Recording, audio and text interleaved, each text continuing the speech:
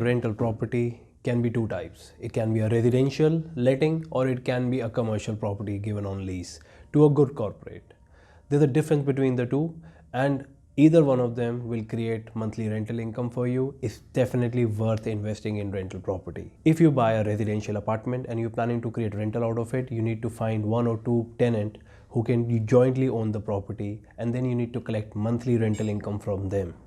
It also requires wear and tear. It also requires brokerages because it's an 11-month contract which is renewed every year. Obviously, getting into commercial leasing is much easier. You have a corporate client who's running a successful business, probably a corporation worth 100-200 crore rupees.